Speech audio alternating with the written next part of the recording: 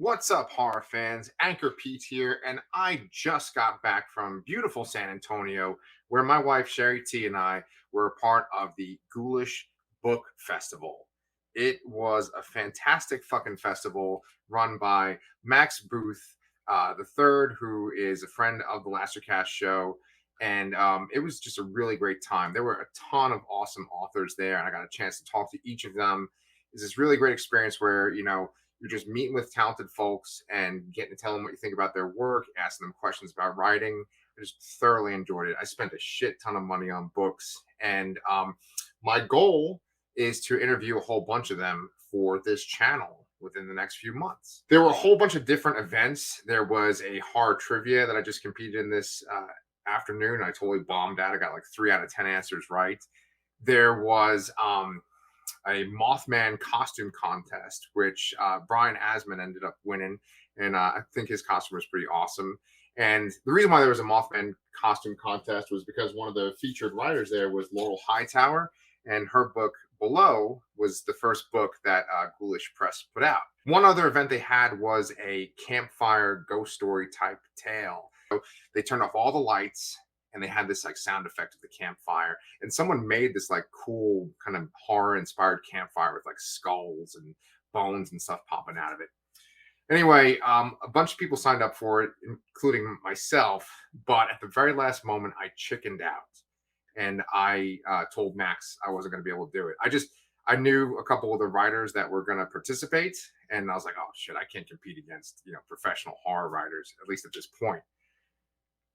In retrospect, though, I kind of wish that I did compete, because I think that my story was kind of decent. Just for fun, I figured I could actually put the story up on the channel today and see what you guys thought of it too. Okay.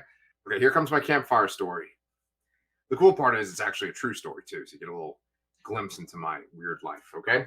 My great grandmother lived in a bungalow house about 5 miles away from the Jersey Shore, and I spent a lot of my summers there as a kid. I spent a lot of time in this space that was in between her green storage shed and her house. And I would run back and forth between the pale white door of that storage shed, which was held in place by a padlock. From there, running back to these concrete steps that had these jagged edges. There were 3 steps, each one was jagged, and they were held together by this wall that had a very sharp edge to it. I would run back and forth from that door to the concrete steps and back. The reason why I did it was because even back then, when I was just 6 years old, I could sense that there was something behind that white door that could sense that I was there. That same kind of feeling, that feeling that you have about that creature that's under your bed, I felt like it was in that shed. That rhymed. So one June day, back when I was 6, I was bored out of my mind. And that made me brave. So I went up to that pale white door. It didn't even have a handle on it, just that padlock kept it shut. And I walked up to it and I knocked. Shave and a haircut. I didn't know what the fuck shaving a haircut meant, but I remember that from Roger Rabbit. Immediately, I turned and I ran back to those steps. And I clung to those concrete steps like a drunken man who had just fallen into the water and had to scramble his way back onto the dock. And I looked, and there was no response. Decided to try again, get a little more brave. Walked up there, shave and a haircut. Right. Ran back away. No response.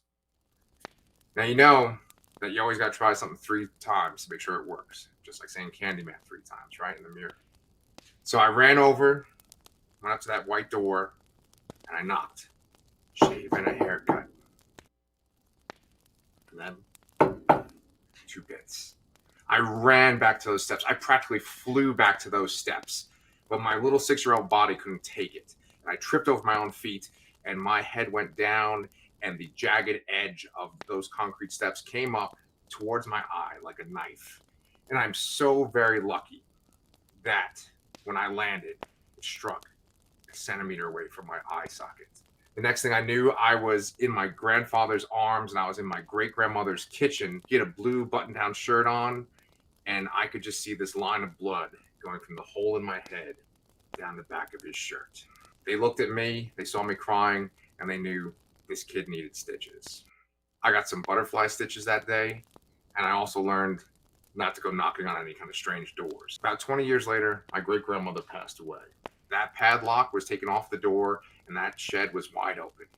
And my mother and my grandmother and my aunt and my uncle were just taking my great-grandmother's stuff and bringing it out of that shed. I was not going in that shed, not after that experience. But my mom wouldn't have it.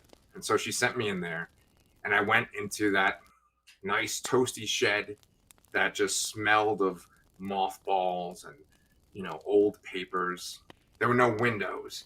So the only light came from little openings near the roof.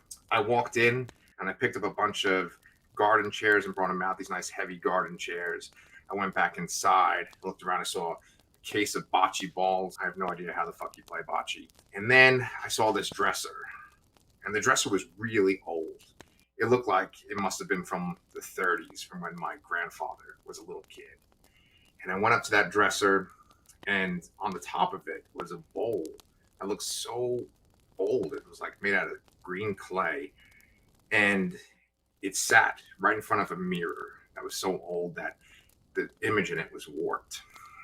And I went and I looked up at that bowl, and I looked into the mirror, and looking back at me was a hollow face without eyes, with scratches and scratches on the arms. And I ran out of that fucking shed and slammed the door behind me. And I heard, my mother was wondering why I was so shaken, so disturbed. I was sweating and I was super pale. And then she looked at my face and she screamed. I ran to the bathroom of my great-grandmother's house, and I looked at the mirror, and right by the corner of my eye, a single blood red tear was running down my cheek. So that's my campfire story. Who knows? I mean, maybe it sucked, maybe you enjoyed it. It's based on a true story. I might have embellished a little bit there towards the end, but I hope that you enjoyed it, and I appreciate you taking the time to watch it. If you have not liked and subscribed to the Lastercast channel, please do. If you were at Ghoulish Festival and this is the first time watching it, definitely subscribe, because, like I said, I love talking to those authors, and I really want to get them on this channel so they can promote their work.